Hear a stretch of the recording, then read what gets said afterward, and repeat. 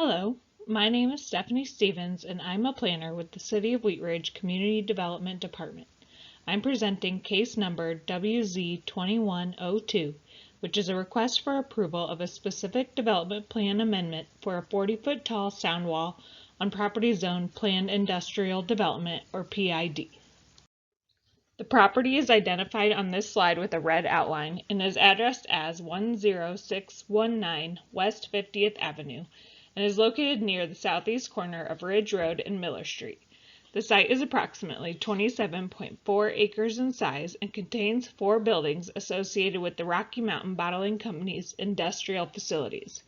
It's surrounded by a mix of long-standing industrial uses. Properties to the south, west, and northeast are all industrial. Properties to the north across Ridge Road contain a fire station, single-family homes, and government facilities. Across Miller Street to the east is in the City of Arvada limits, contains multifamily residential uses, and the Arvada Target store. The subject property is currently zoned Planned Industrial Development, or PID, and regulated by the Coors Planned Industrial Development Final Development Plan, which was originally established in 1976. Properties to the south, west, and northeast are also zoned PID. Properties to the north across Ridge Road are zoned PID, Planned Residential Development, and Agricultural 1. Across Miller Street to the east, again, is in the City of Arvada and is zoned Mixed-Use Transit. The plan development process is outlined on this screen and requires approval of an Outline Development Plan, or ODP, and Specific Development Plan, or SDP. An ODP and SDP were both established for this site by way of a final development plan dating back to 1976, with 10 subsequent amendments, and heavy industrial uses are permitted. Final development plans were replaced with the plan development, ODP, and SDP process in 2012. As such, the original final development plan is treated the same as either the ODP or SDP as applicable to future amendments. Since the proposed sound wall relates to the site-specific planning, it must follow the SDP amendment process. It does not qualify for administrative review since walls and fencing were not contemplated beyond what is allowed by fencing code regulations, which only allows walls or fences up to 6 feet in height. Given the size and purpose, staff has reviewed this as a structure, not as a divisional wall or fence. The first page of the SDP is a cover page which includes signature blocks, legal description, and general reference information, as well as the development standards established per the original final development plan. The only new information contained here is reference to the proposed sound wall. No changes to uses or development standards are proposed with this amendment, except to reference the new wall. The second page of the SDP shows the amended site plan and the proposed sound wall location. It includes a site data table which has been updated per sound wall impacts. The third page of the SDP shows an enlargement of the sound wall location with proposed setbacks. As shown, the sound wall is located approximately 39 feet and 7 inches from the northern property line or rear setback, and then on the sides it's proposed to be 205 feet 10 inches from the western property line and 230 feet from the eastern property line.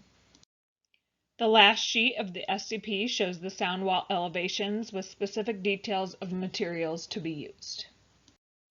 This table summarizes how the sound wall meets required development standards pertaining to building height, building coverage, landscaping, and setbacks. The sound wall is proposed to be 40 feet in height and meets all required development standards as shown here.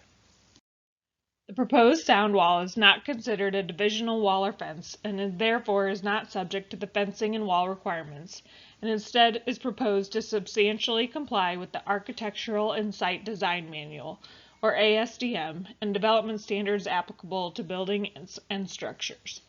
The ASDM includes architectural standards for heavy commercial and light industrial buildings, including requirements pertaining to facade design, materials, transparency, and screening.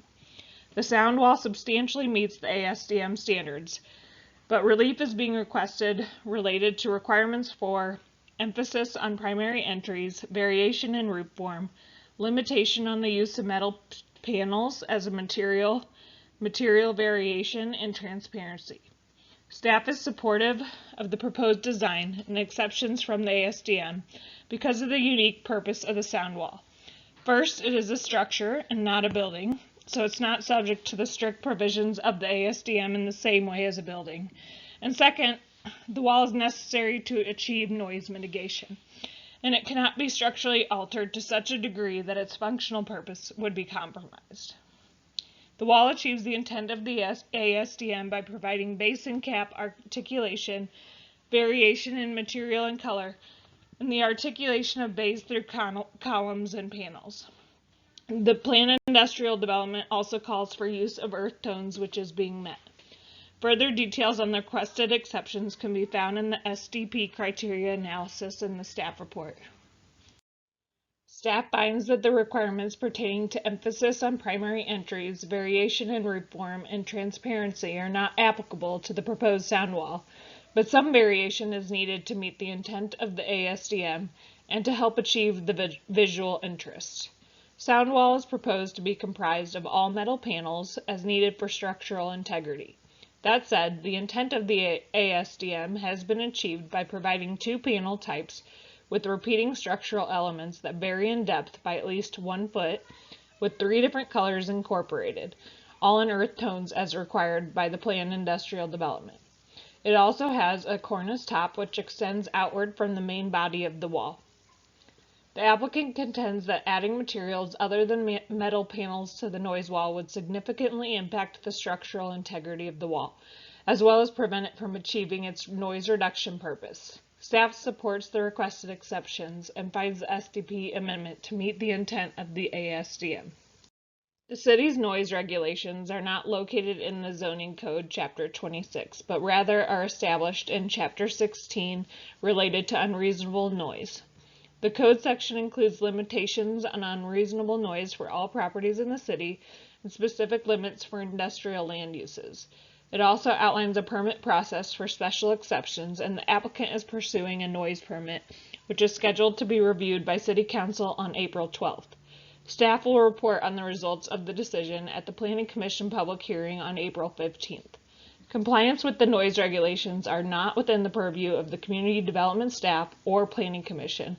However, a noise engineering analysis has been provided to prove that the sound wall design will achieve the intent to mitigate noise. Since Wheat Ridge is not a full-service city, we sent the application on referral to outside agencies as well as completed an internal review. We did not receive concerns or objections from any agencies. And before the hearing, the property was posted for 15 days and letters were sent to property owners within a 600-foot radius. No calls or emails were received related to the proposed sound wall to date. Staff finds that the SDP amendment meets the criteria of review. It complies with the purpose of the PID and supports more compatible development with adjacent land uses in response to noise complaints. It's consistent with the final development plan, and there's adequate infrastructure to serve the property. It also provides for quality design, landscaping, and architectural standards to meet the intent of the Architectural and Site Design Manual. Therefore, staff is ultimately recommending approval of the SDP amendment. That concludes my presentation. Thank you.